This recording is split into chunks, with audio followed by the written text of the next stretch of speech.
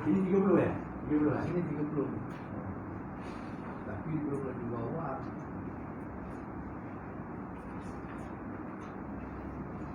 Dan itu dalam pun tak? Makam.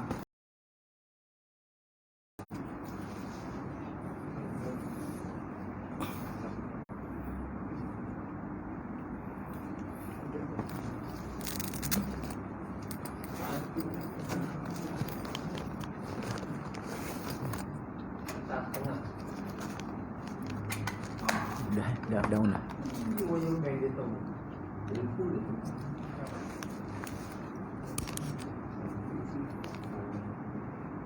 Lap.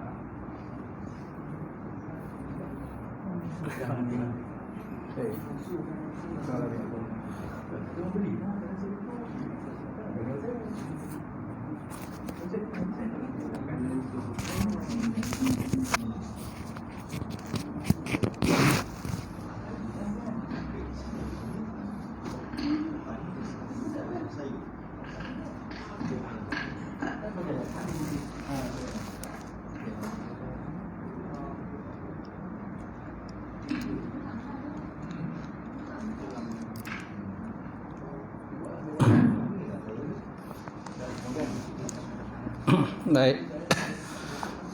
InsyaAllah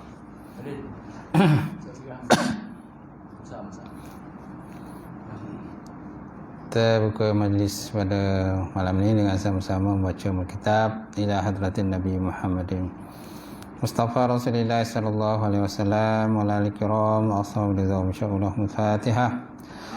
A'udzu billahi minasyaitonir rajim. Bismillahirrahmanirrahim. Alhamdulillahi rabbil alamin arrahmanir rahim maliki yaumiddin iyyaka na'budu wa iyyaka nasta'in ihdinas siratal mustaqim siratal ladzina an'amta 'alaihim ghairil maghdubi 'alaihim waladdallin. Amin.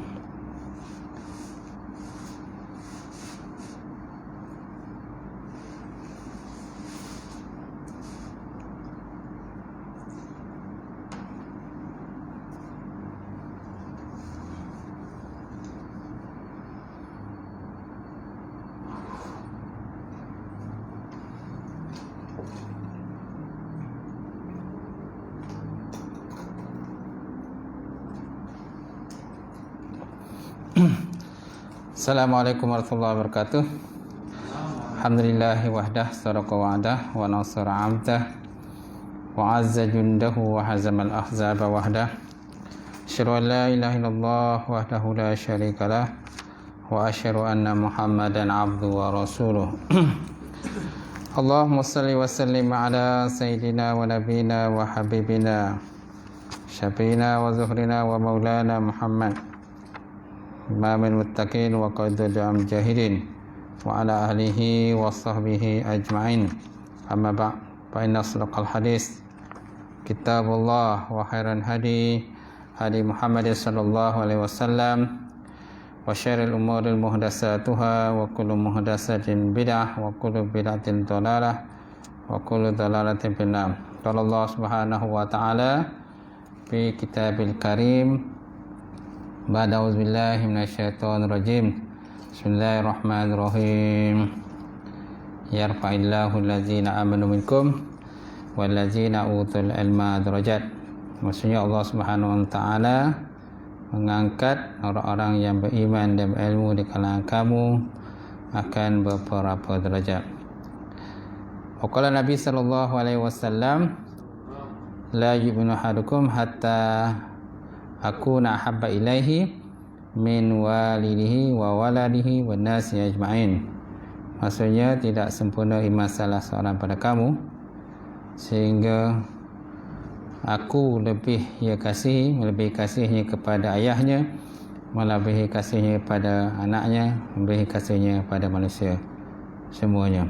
Nawaitu ta'alluma wa ta'lim wa tazakkura wa tazkir wal naf'a wal intifa' wal ifadatu istifadah wal hassa 'ala tamassuki bi kitabillah wa sunnati rasulih wa du'a ila al huda wa dalalati ila al khairi ibtigha' mardatihi wa qurbi wa sawabihi Subhanahu wa ta'ala.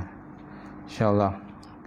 Yang saya muliakan Fadil Tuan Imam kita, tak lupa juga yang saya muliakan Tuan Bilal, seluruhnya pengerusi surau ada? Tak ada?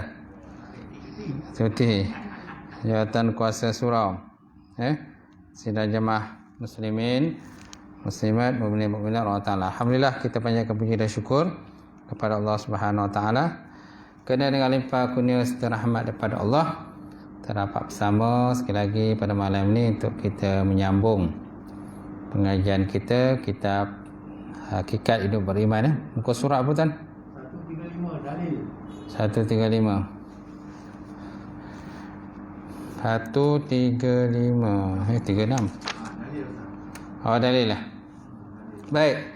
Masih lagi dalam pembahasan wujud Masih lagi dalam pembahasan wujud. Sifat wujud. Mana sifat yang wajib bagi Allah Ta'ala yang pertama ialah wujud, maknanya ada. Definisi wujud, makna wujud tu adalah segi logahnya ada. Tapi di segi ta'arif dia, definisinya, istilahnya, dia ada istilah sendiri. Mana setiap sifat yang wajib Allah Ta'ala tu dia ada istilah dia sendirilah. Ada ta'arif dia, definisinya. Macam tu. Macam wujud ini ialah satu sifat, satu hal yang wajib bagi Allah Subhanahu Wa Ta'ala, yang berdiri dia pada zat Allah Subhanahu Wa Ta'ala dan tidak dikeranakan dengan sesuatu kerana, tidak disebabkan dengan sesuatu sebab. Itu dikatakan wujud. Satu hal yang wajib bagi Allah Subhanahu Wa Ta'ala, yang dianya berdiri pada zat Allah Subhanahu Wa Ta'ala dan ianya tidak bercerai tanggal dengan Allah Ta'ala, dan ianya juga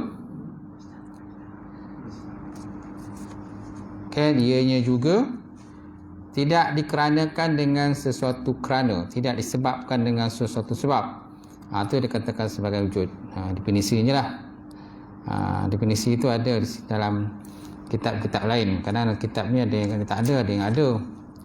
Sebabnya kena banyak kitab, kena banyak tengok kitab yang lain juga apa definisi ataupun ta'arif dia lah. Macam tu.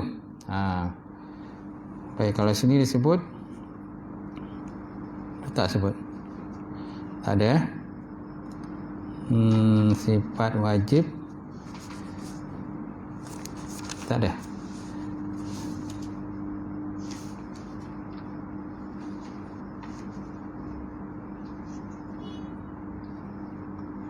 Satu hal yang wajib bagi zat selama ada zat, itu hal keadaannya tidak dikeranakan dengan suatu kerana. Ada tak ada kita ni? Ada?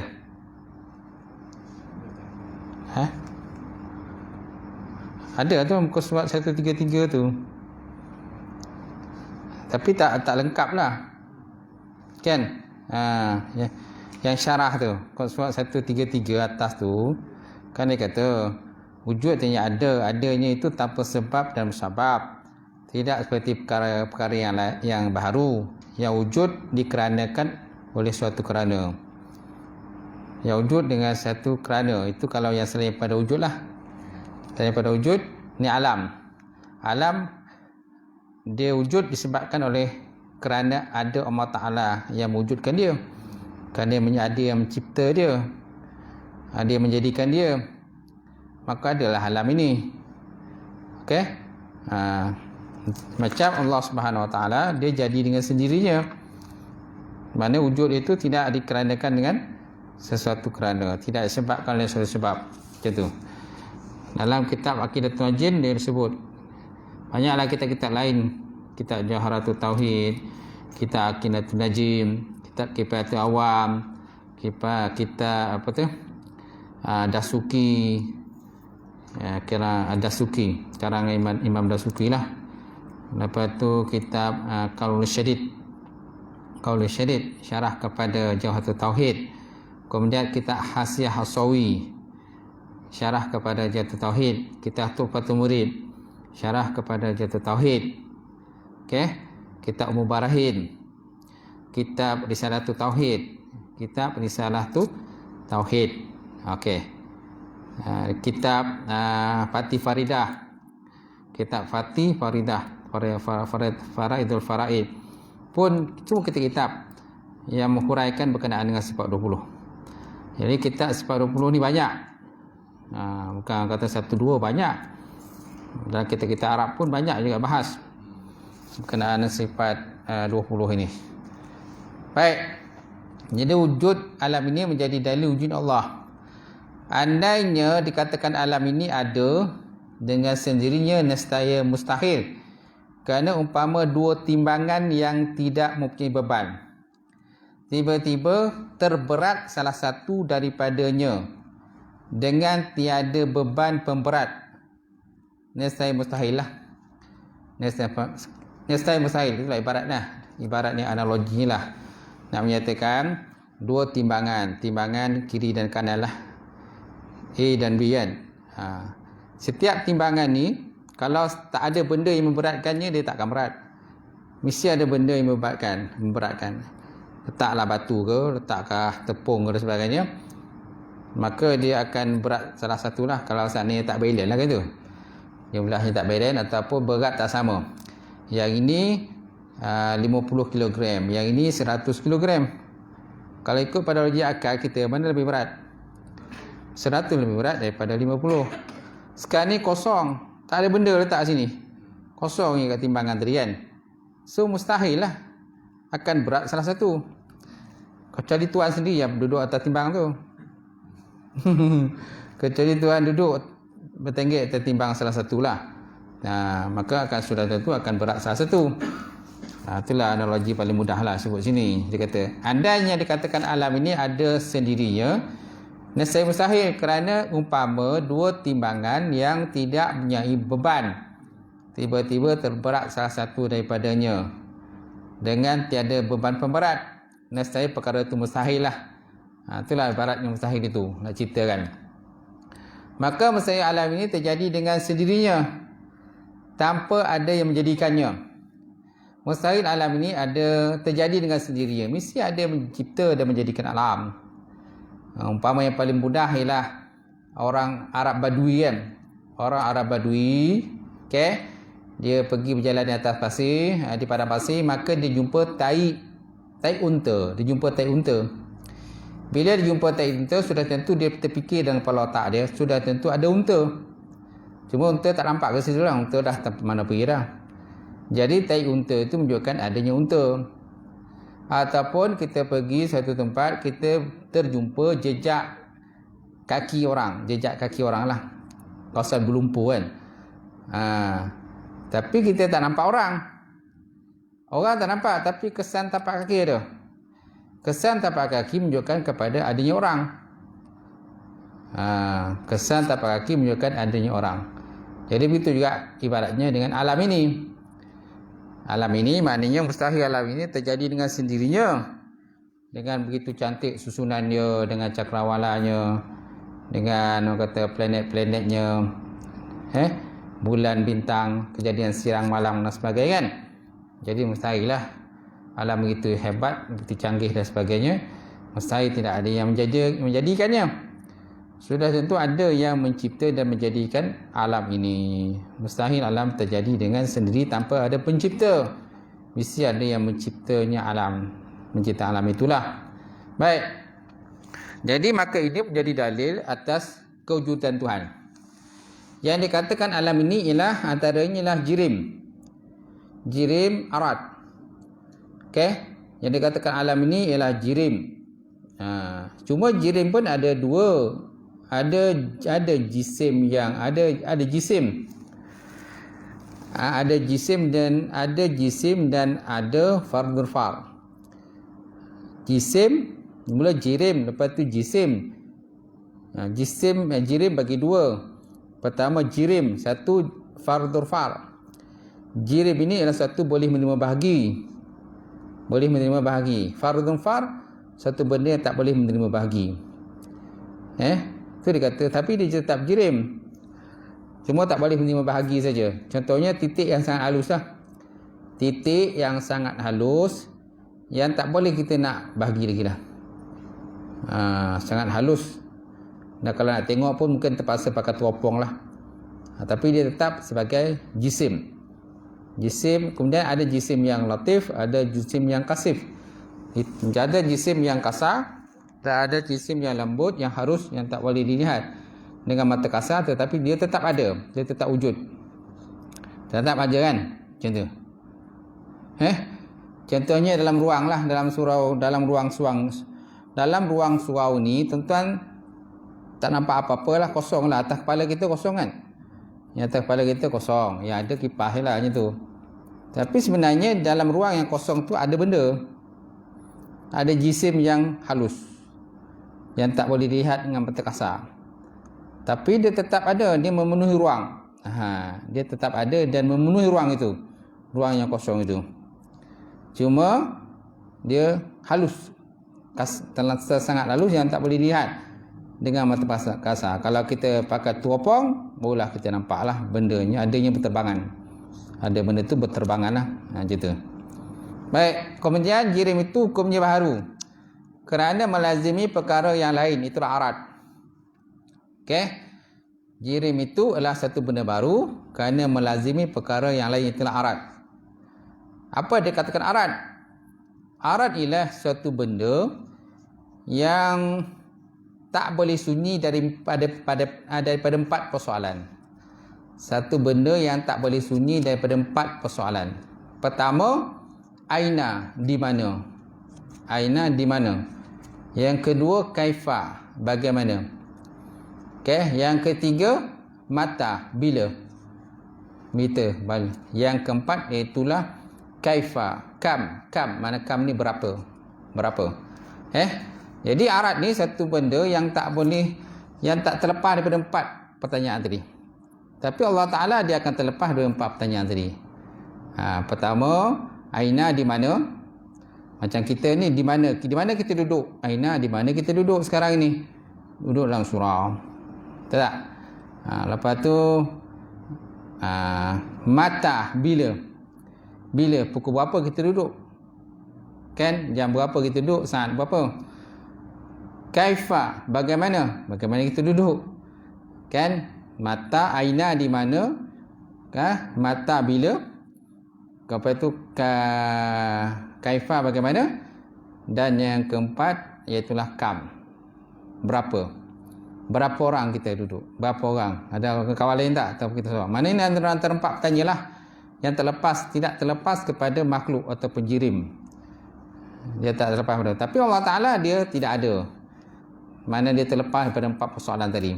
Sebab Allah Ta'ala tu tidak bertempat, tidak bermasa, tidak, dia pun esa wujud, dia esa tidak berbilang-bilang dan sebagainya kan.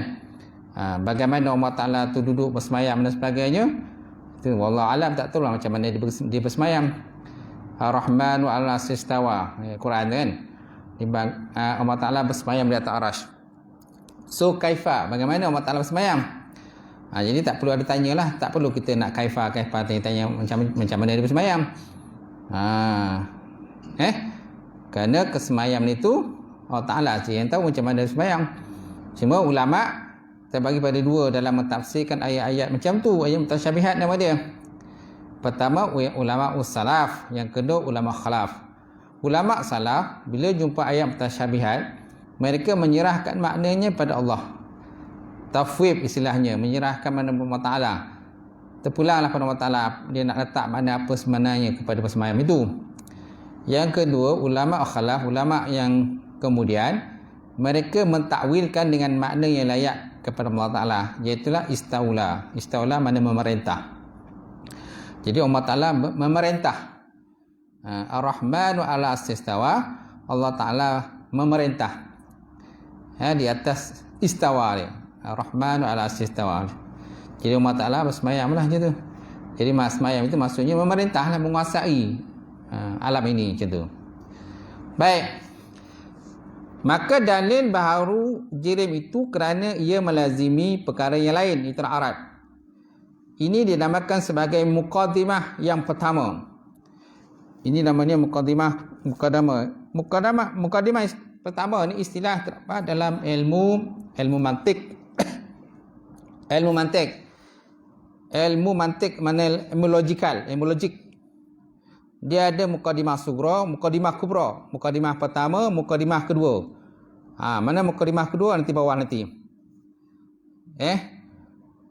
Contoh yang paling mudah, contoh yang paling berkenaan dengan mukadimah ini ialah al-alam mutaghayyir. Okey? Wa kullu mutaghayyir hadis. Al-alam hadis. Al-alam hadis. Okey? Al-alam hadis. Alam itu ialah hadis. Okey, pertama al-alam mutaghayyir. Alam itu berubah-ubah. Okey? Wa kullu mutaghayyir hadis. Setiap yang berubah-berubah itu baru. Okey? Wa kullu hadis wa kullu alam hadis. Alam itulah hadis. Okey, wa kullu mutaghayyir itu ialah mukadimah pertama. Kemudian setiap yang berubah itu ialah baru. Itulah mukadimah yang kedua. Dan alam itu ialah hadis. Itu natijah daripada mukadimah pertama dan mukadimah yang kedua. Okey? Itu istilah yang diguna pakai adalah ilmu mantiq. Macam tu. Okey? Jadi jirim itu hukumnya baharu kerana melazimi perkara yang baharu. Itulah arat. Maka dalil bahawa baharu jirim itu ialah kerana melazimi perkara yang lain. Itulah arat. Maka ini dinamakan sebagai mukadimah yang pertama. Oleh itu setiap yang melazimi yang baharu, hukumnya baharu dan arat itu baharu. Maka ia melazimi bagi jirim yang baharu. Macam tu. Okey? Jadi yang melazimi jirim baharu tu dikatakan sebagai natijah. Natijah daripada mukadimah pertama dan juga mukadimah yang kedua. Macam tu. Okey? Tak faham sangat pun tak apa. Tuan-tuan nak fikir sangatlah. Ini istilah dalam ilmu mantik. Tapi dia masukkan ke sini lah. Macam tu. Kemudian arat itu terbagi pada 4 bahagi. Pertama, masa. Masa. Itu saya kata masa tadi. Mana? Mata bila. Okey. Kemudian 2, ruang. Ruang tu mana? Kaifa. Bagaimana keadaan Allah Ta'ala tadi. Kemudian arah. Jihad, arah kan. Had. Arah dan juga had. Tempoh. Arah ni boleh kita kaitkan dengan persoalan tadi. Maknanya aina di mana kan. Aina kan di mana. Dia ada kaitan dengan arah kan. Kemudian hadun. Hadun tadi boleh dikaitkan dengan apa? Aina di mana. Kaifa bagaimana. Mata. Bila. Kam berapa kan. Berapa. Had lah. Kam berapa. Dia boleh kaitkan sini lah. Jadi ini sifat-sifat yang ada pada arat. Arat. Mana dia tak sunyi daripada masa. Ruang. Mengambil ruang. Kemudian arah. Di mana arahnya? Utara, selatan, barat, timur, bawah, atas. Kan? Kiri, kanan dan sebagainya. Kemudian had. Berapa bilangan dia. Jadi Allah Ta'ala dia terlepas daripada 4 persoalan ni. Allah Ta'ala tidak ada dikaitkan dengan masa. Allah Ta'ala tak ada dikaitkan dengan ruang. Allah Ta'ala tak ada dikaitkan dengan arah. Dan Allah Ta'ala tidak dikaitkan dengan had. Had dia tak ada. Macam kita ni ada had tempoh umur kan. Kita ni ada had tempoh umur kita. Gak-gak bila kita meninggal dunia? Gak-gak bila kita meninggal dunia? Tak tahulah, wallahu alam lah. Tapi akan sampai tempoh had itu. Dia ada limit dia. Dia ada tempoh dan masanya kita akan. Apa khabar tuan? Gitu kan? Macam tu. Kau ni siapa? Saya ni malaikat maut. Malaikat maut. Kan? Allah, boleh tak kasih tak sompek ke nak amal kurang ni. Tak rapik nak bagi tempoh dah, dia kata. Yang lain. Semua yang disebut tadi adalah sifat yang baharu dan melazimi antara satu sama lain. Dan dalil arat itu baharu kerana adanya sifat bergerak dan dia gerak, dia diam. Macam ni diam kan? Dia tak bergerak. Kita ambil, dia bergerak lah. Macam tuan-tuan jugalah. Kalau tuan-tuan tak diam, tuan-tuan bergerak lah. Boleh tak berlaku dua masa, dua keadaan dalam satu masa? Tak boleh. Dia tak akan berlaku dua keadaan satu masa, sama ada tuan-tuan gerak ataupun diam. Okey. Kalau diam tu, kalau tuan-tuan diam tapi bergerak juga, itu digerakkan oleh orang lain lah. Orang lain yang bergerakkan. Contohnya orang meninggal dunia kan. Orang meninggal dunia di mana bergerak? Tapi kita nampak dia bergerak. Siapa yang bergerakkannya? Orang lah. Orang yang bergerakkan dia, usung dia buat ke kubur, bumikan dia kan. Ustaz kata setiap yang tak bernyawa tak bergerak. Nampak bergerak tu? Dia bergerak tu kerana digerakkan oleh orang, digerakkan oleh sesuatu. Mana orang angkat pergi kubur untuk uruskan jenazah dia, kebumikan dia. Baik. Kemudian begitu pokok kan, sama ada pokok tu bergoyang ataupun tak bergoyang. Cuma batang dia tu memanglah batang tu dia tak bergerak lah. Yang akar tu tak bergerak lah. Yang bergerak tu ialah atas dia, cabang dia kan. Tu pun ditiup oleh angin. Kalau angin tak tiup, tak bergerak lah. Ataupun orang yang menggerakkan dia. Orang gegar dia, bergerak lah dia. Mana antara bergerak dengan diam, pasti setiap satu benda tu tak sunyi. Mesti ada berlaku pada dia lah. Gitu. Baik. Yang ini sifat yang berubah-ubah yang menjadi hal keadaan makhluk. Ini dinamakan muqaddimah yang kedua pula. Ini dinamakan sebagai muqaddimah yang kedua. Dengan itu jelaslah bahawa jirim, atom dan arat perkara yang mendatang atasnya baharu. Mana arat atau jirim dan arat tak pernah sunyi pada dia, mesti baharu. Allah Ta'ala dia bukan jirim, Allah Ta'ala dia bukan arat, tetapi dia ada sifat. Allah Ta'ala ada sifat 20 kan, wujud, kidam, baqah dan sebagainya. Dan sifat itu tak sama dengan arat sebenarnya. Walaupun separuh orang terjemahkan arat itu dengan sifat, tapi sebenarnya sifat berbeza dengan sifat Allah Ta'ala itu berbeza dengan arat. Macam tu. Kerana sifat Allah Ta'ala itu ialah satu sifat yang bangsa wujudi, kan, subuti ataupun wujudi, yang tidak bercerai tanggal dengan Allah Subhanahu wa Ta'ala. Macam tu. Tak bercerai tanggal pada Allah, dia tetap ada pada Allah Subhanahu wa Ta'ala. Dan sifat-sifat itu orang kata adalah qadim. Qadim macam wujud tu qadim lah. Qadim.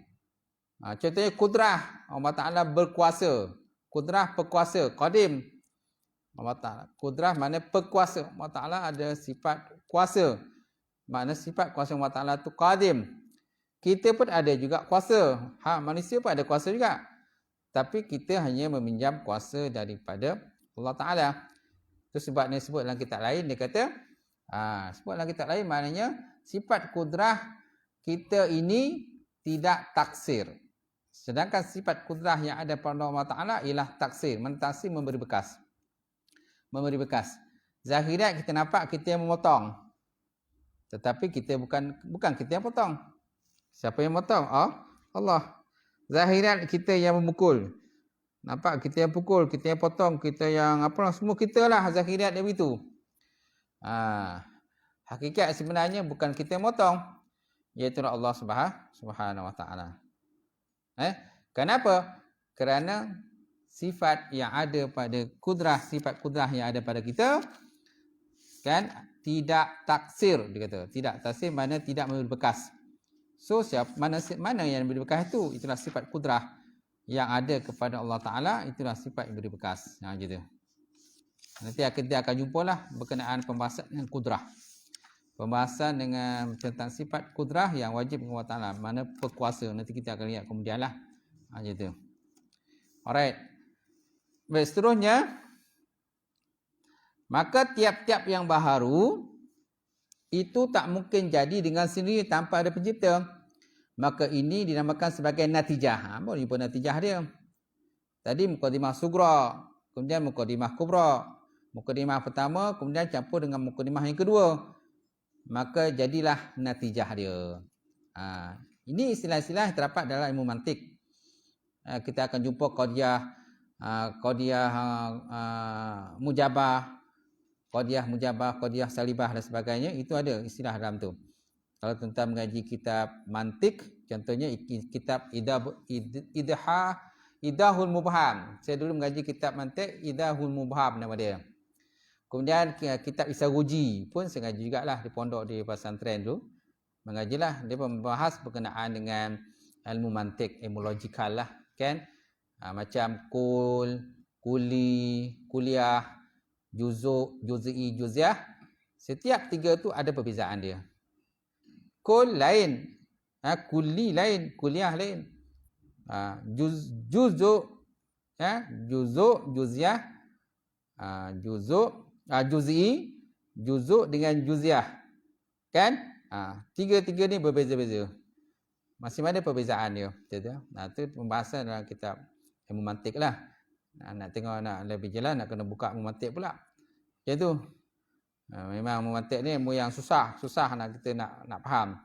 Saya pun dulu ngaji tuan, dalam kelas saya tak faham. Apa benda yang Tok Guru ajar saya tak faham. Saya kena cari seorang guru mutalaah nama dia. Mana satu orang guru mutalaah yang guru yang kelas tinggi. Mana kita face to face dengan dia, kita doang dengan dia lah. Kat situ pun kita boleh faham. Kalau dalam kelasnya kita tak faham. Sebab dalam kelas ni ada perdebatan.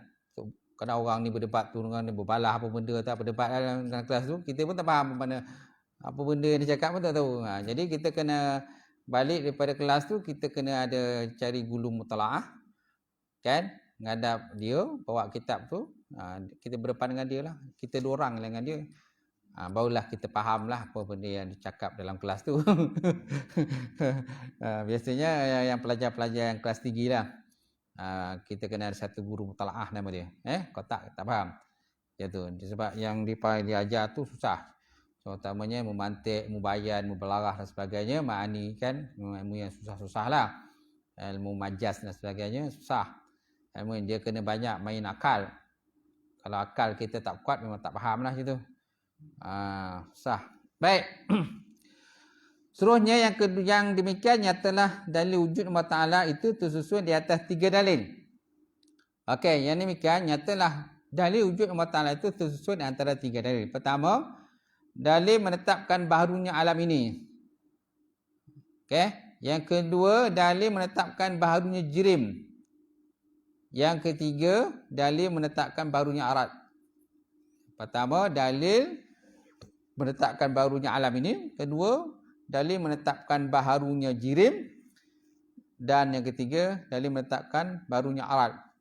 Maka dalil nakli atas wujudnya Tuhan itu ialah seperti firman Allah Subhanahu Wa Taala dalam Quran, fa wa rabbis samai wal ardi innahu lahaqqun mislama annakum tantikun. Ma annakum tantikun. Maksudnya demi Tuhan langit dan bumi, sesungguhnya ini suatu kebenaran sebagai apa yang kamu katakan tadi. Ini suatu kebenaran sebagaimana apa yang kamu katakan. Ini dalil nakli atas wujudnya Tuhan. Ini Allah Subhanahu Wa Taala. Dan surah Al-Ikhlas, Qul huwallahu ahad. Qul huwallahu ahad, kata oleh Muhammad, Allah Ta'ala itu biasa. Baik, kemudian ada gambar rajah situ, catat situ. Wujud, okey, wujud terbagi pada 2 jenis. Pertama, wujud hakiki ataupun wujud zati. Yang kedua, wujud majazi. Mana dia katakan wujud hakiki, itulah Allah Ta'ala lah. Allah Ta'ala ialah wujud dan wujudnya adalah hakiki ataupun zati. Yang kedua, wujud majazi, itulah kita lah. Kita ni wujud majazi. Zahiriat nampak macam wujud, tapi sebenarnya tak wujud pun. Itulah maksudnya. Zahiriat kita nampak wujud, tapi sebenarnya tak wujud pun. Yang wujud sebenarnya ialah Allah Ta'ala. Kerana apa kita namakan wujud kita wujud majazi? Kerana kita ada tempoh expired. Tempoh tamat dia. Tempoh limit je lah. Macam tu. Dah sampai expired tu, tak boleh nak renew lagi.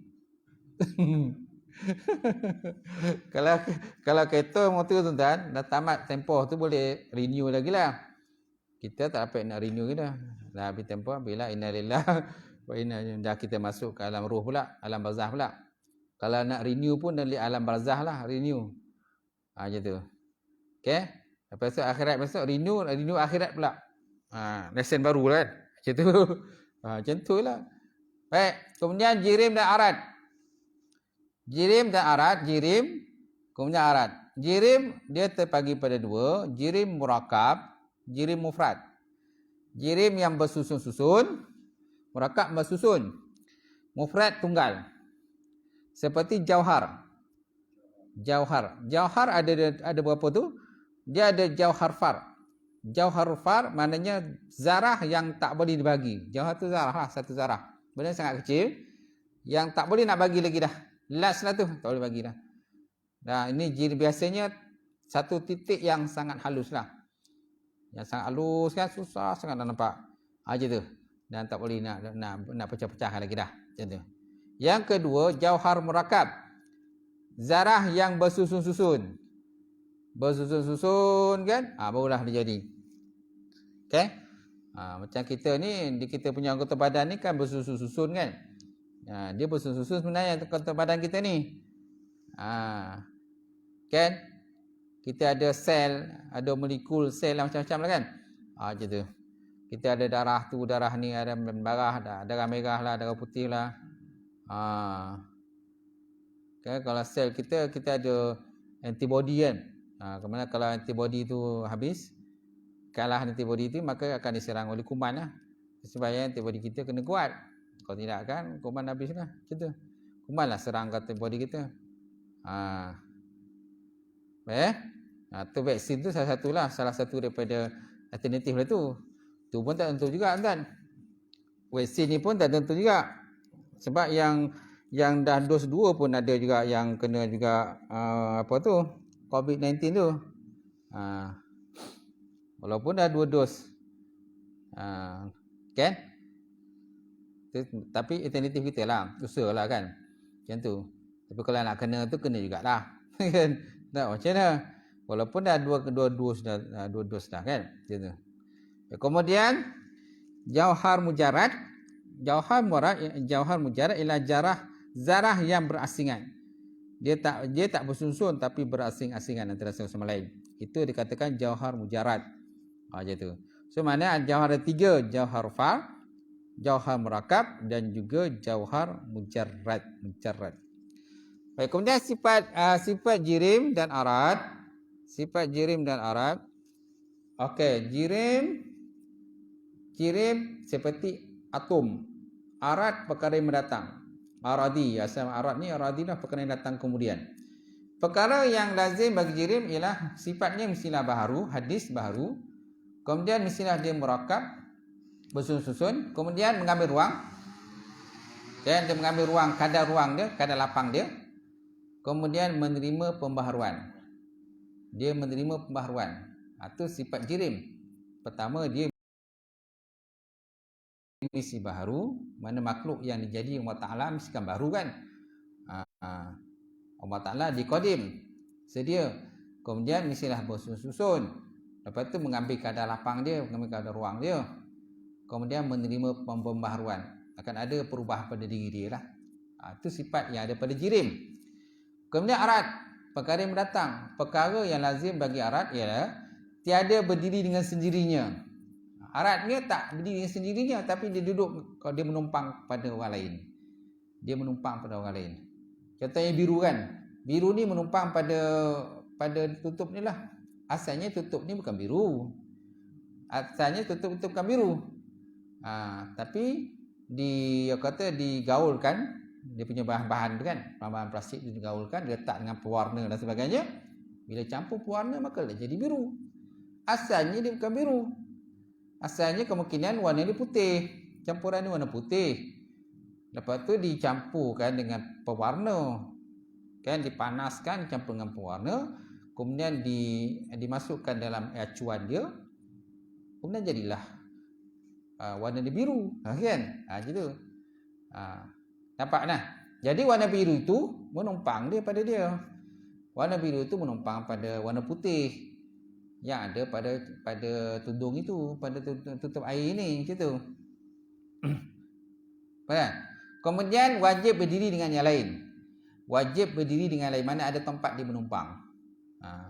kemudian baharu, kemudian tidak kekal pada zaman yang kedua. Maksud tak kekal pada zaman kedua ni, sampai satu masa hab dan ketika dia masuk, dia akan musnah. Sama ada dibakar ataupun dipotong dan sebagainya, ataupun dikitar semula lah. Kitar semula tu habislah, hancur lah dia. Dia akan diolah pula, dibentuk dalam bentuk lain pula. Macam tu. Banyak kan bahan-bahan kita semula ni, asalnya contohnya asalnya benda lain. Bila dah dikitar semula, maka dibuat benda lain pula. Dibuat benda lain. Macam pingat kan, pingat yang Olimpik tu kan, pingat emas tu. Pingat emas tu asalnya adalah bahan-bahan ataupun chip-chip yang terdapat dalam gadget. Chip-chip yang terdapat dalam alat-alat teknologi ni, handset dan sebagainya kan. Chip-chip itulah yang dikumpulkan kan, dia kata diolah dan sebagainya, maka dijadikan sebagai pingat. Pingat emas, pingat perak dan sebagainya kan, rasa. Sebabnya kan diingat kena gitu, siapa yang menang pingat emas tak boleh gigit pingat dia tu. Dia tak bagi gigit. Sebab takut nanti akan ada kesan lah macam tu, pada benda yang digigit tu. Macam tu. Baik. Sikit lagi Dah masuk isyak dah? Weh, dah habis dah. Kejap Kemudian sifat yang kedua berkematan itulah Al-Qidam.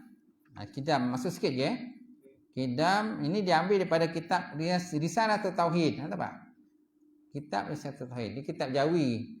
Kalau siapa pernah mengaji kitab Risalatul Tauhid tu, dia kitab Jawi. Kitab Jawi lama lah. Gitu. Dia ada pembahasan mengenai sifat 20. Tetapi pembahasannya tak adalah macam ni pembahasannya. Dia jangan semacam sini, antara pembahasan di sini dia lebih terpinci lagi. Kalau nak lebih terpinci, kena mengaji kitab lain pula. Lagi terpinci pula pembahasan, lagi mendalam pula. Contohnya kitab Jawharatul Tauhid. Kitab Jawharatul Tauhid tu saya mengajar di Masjid Jami' An-Nur. Dia bait-bait syair. Bait-bait syair yang syarah oleh Syekh Ibrahim Laqani tu. Dia banyak bait syair situ. Kan setiap bait syair tu dia ada banyak pembahasan dia. Bahas berkenaan sifat 20. Dah berapa kali dah tak habis di kitab tu. Ngajar. Baik. Al-Qidam artinya sedia. Maka hakikatnya ibarat daripada menafikan ada permulaan wujud Tuhan. Kerana Tuhan yang menjadikannya tiap sesuatu yang ada. Qidam ni sedialah, sedia.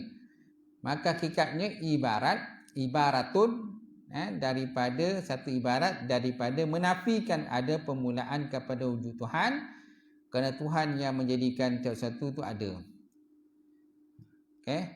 Jadi demikian itu tak dapat tidak kadanya lebih dahulu daripada tiap-tiap sesuatu. Nampak? Jadi tak dapat tidak setiap satu benda tu Tuhan ni dia mesti dahulu daripada benda yang dicipta. Kalau patung berhala yang dibuat oleh, yang disembah oleh manusia kan, patung berhala yang disembah oleh manusia ni, patung berhala itu kadang-kadang yang wujud siapa dulu? Manusia wujud dulu ke ataupun patung wujud dulu? Manusia wujud dulu, patung dibuat kemudian. Manusia wujud dulu, kemudian manusia itu yang buat patung itu. Mana Tuhan dia wujud kemudian. Dia yang menyembah Tuhan tu wujud dulu. Yang kena sembah adalah Tuhan dia wujud kemudian. Logik tak? Logik tak? Tak logik kan? Tapi itulah yang Tuhan mereka. Dan Tuhan mereka ada yang banyak. Banyak Tuhan dia. Dia tak ada satu Tuhan dia. Dan ada kadang pagi sembah Tuhan lain. Tengah hari kan Tuhan lain tak? Petang kan lain lah Tuhan dia sembah. Malam kan lain pula. Dia banyak Tuhan. Banyak Tuhan. Kalau tak percaya cuba tanya. Kita tanya penganut agama Hindu ke Buddha kan. Dia banyak Tuhan. Kadang sembah dewa pun ada. Dewa matahari lah, dewa tu lah, dewa ni dan sebagainya kan. Macam tu. Jadi Tuhan mereka itu wujud kemudian. Sedangkan yang membuat Tuhan itu wujud dahulu. Dia mustahil lah. Macam kita ni, Allah Ta'ala ni dah wujud dulu sebelum wujud alam lagi. Sebelum wujud alam ni, Allah Ta'ala dah ada dah. Itu sebab Allah Ta'ala tu Qidam tu sedia. Mana sedia tu tidak ada la awala fi wujudi. Tidak ada awal kepada wujud dia. Kemudian nanti jumpa kidam bakok pula. Bakok pula kekal. Kekal mana? Tiada kesudahan kepada wujud dia. Tak ada kesudahan pada wujud dia. Kalau patung berhala yang mereka sembah tu ada kesudahan kepada wujud dia. Satu hari nanti patung tu dia akan musnah juga. Musnah juga patung tu. Mereka akan buat pula patung baru. Bila tengok patung dah lama lah patung ni kata. Dah berjaman lah patung ni. Apa kata kita buat patung yang baru. Buat pula patung baru pula. Gitu. Baik. Soalnya kiranya Tuhan itu tidak lebih dahulu daripada tiap sesuatu. Nescaya boleh ada sesuatu yang bersifat dengan sifat kidam. Maka jadilah ia qadim. Contohnya Zaid apabila dikatakan dia bersifat dengan sifat anjur, maka jadilah dia penganjur. Okey, dalam ilmu tauhid ada suatu perkataan yang sama makna dengan kidam, itulah azali. Setengah ulama menyatakan kedua-dua perkataan ini adalah sama makna, iaitu sesuatu yang tiada permulaan baginya. Dan setengah ulama pula menyatakan berkata qadim dan azali, kidam ataupun azali adalah berbeza. Kerana qadim itu disebut pada perkara yang ada, maujud. Sahaja itulah zat Allah Ta'ala. Dan qadim dan sifat Allah itu qadim. Adapun azali disebut pada perkara yang ada, maujud seperti zat Allah Ta'ala dan kudrahnya azali. Nampak tak? Kudrahnya azali. Dan juga pada perkara yang tiada, mana ghairi masjud maujud, seperti tiada yang menyerupai Allah Ta'ala itu sejak di azali. Tiada yang menyerupai akan zat Allah Ta'ala sejak daripada azali. Nampak tak? Jadi maknanya perkataan azali ni dia lagi meluas, lagi umum lah, lagi luas berbanding dengan qadim. Macam tu.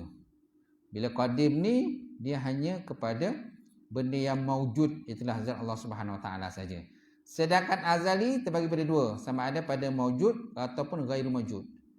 Pada benda yang wujud ataupun yang bukan maujud. Ghairu maujud. Seperti tiada yang menyerupai Allah Ta'ala sejak daripada azali lagi. Itu ghairu maujud lah. Jadi maknanya makna azali ni lagi besar, lagi luas berbanding dengan qadim. Qadim ni hanya spesifik kepada benda yang maujud, telah zat Allah Subhanahu Wa Ta'ala sajalah.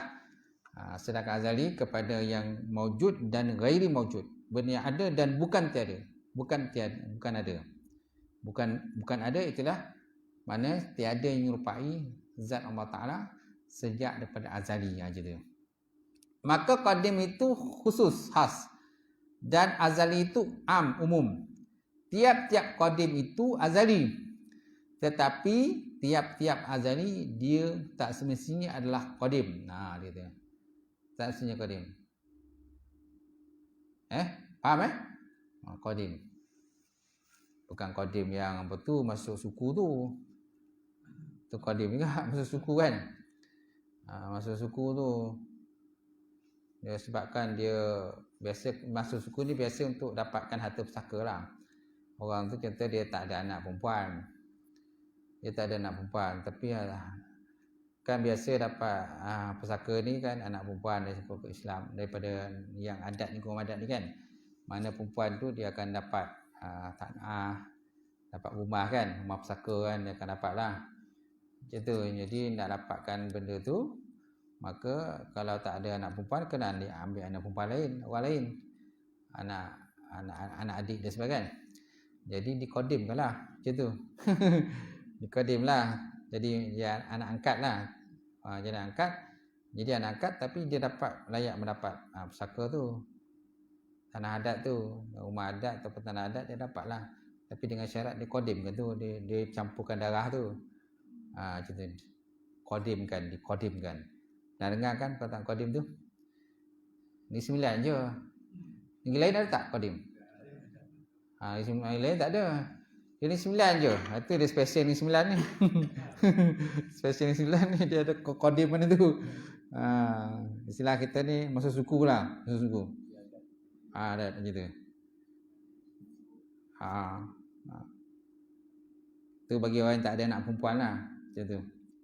Dia nakkan anak perempuan, dia ambil anak abang dia, anak kakak ke dan sebagainya, atau anak orang lain.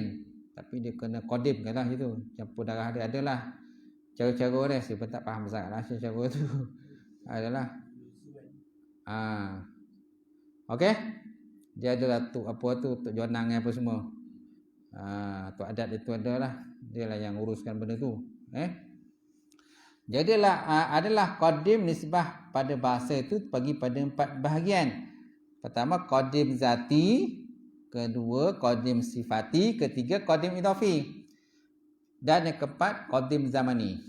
Maka qadim yang hakiki ialah qadim zati, dan sifati yang tak harus dikatakan hanyalah selain kepada Allah Subhanahu Wa Taala.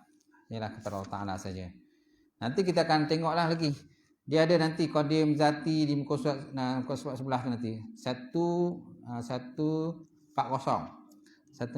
ada kita ada qadim zati, qadim sifati, qadim idafi dan zamani. Lepas tu nanti akan jumpa dur. Apa dikatakan dur, apa tu tasasul. Bukan tasasul, tasalsul. Nanti ada dia. Gitu. Okey, dur dan tasasul, pusingan. Tasasul ni rantaian. Okey, Allah Taala ni dia tak ada dur, tak ada tasasul. Macam kita ni ada dur, ada tasalsul. Dur ni pusingan lah gitu. Okey, wallahu a'lam bissawab. Sekadar itulah perbincangan kita malam ni. InsyaAllah akan datang kita sambung lagi. Saya ada soalan tak? Sebelum saya tutup, ada tak?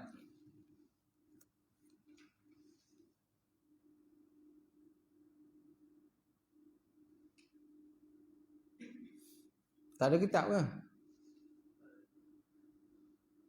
Boleh carilah.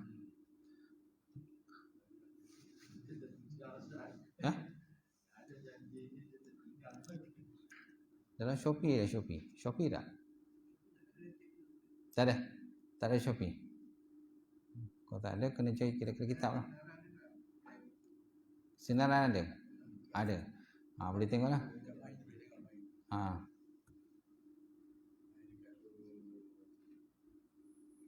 Kedai yang biasa kalau kitab yang besar-besar biasa ada lah.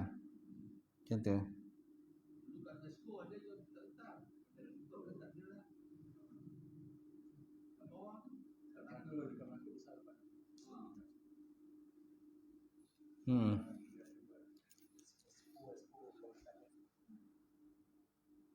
Dekat mana?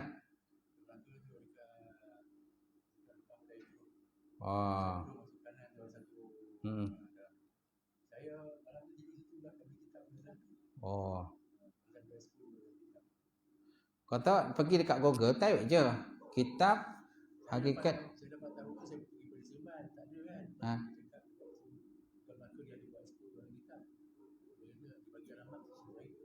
Ada? Dapat? Kau tidak tengok dalam internet je, type nama kitab tu, Google je lah. Tengoklah mungkin dekat shop, dekat Lazada ke. Lazada kan. Sekarang ni boleh online je. Saya pun banyak beli online dalam kitab. Kan?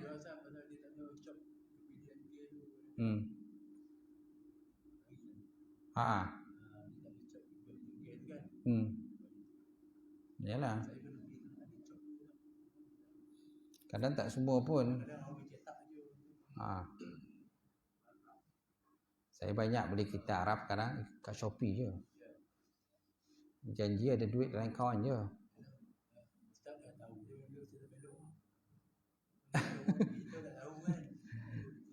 Dan Shopee ni kan bayar hari tu 3 hari lepas tu kan dah sampai rumah. Kitab buku ke kan, kitab Arab ke kitab Melayu sampai dah sampai dah.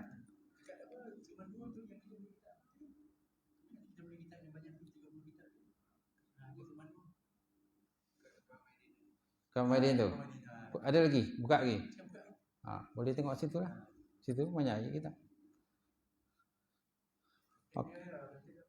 Okey. InsyaAllah. A'udzubillahi minasyaitonir rajim. Alhamdulillahirabbil alamin. wassalatu wassalamu ala asyrafil mursalin wa ala alihi washabbihi ajmain. Allahumma zidna ilman nafi'a wa yaqinan shadiqan wa alam taqabbala rizqan halalan mubarakatan katsira wa siyana fatai alim. Nawlana qulubana bi nuri ma'rifataka wa tahlana futuhal arifin. Allahumma faqina fidin, Allahumma faqina fidin. Allahumma ja'al hadza jam'al marhuma wa tafarraqana min ba'di tafarraqal ma'suma. Rabbana atina fid dunya hasanah wa fil akhirati hasanah wa qina azabannar. Walhamdulillahi rabbil alamin. Qabbalallahu minkum.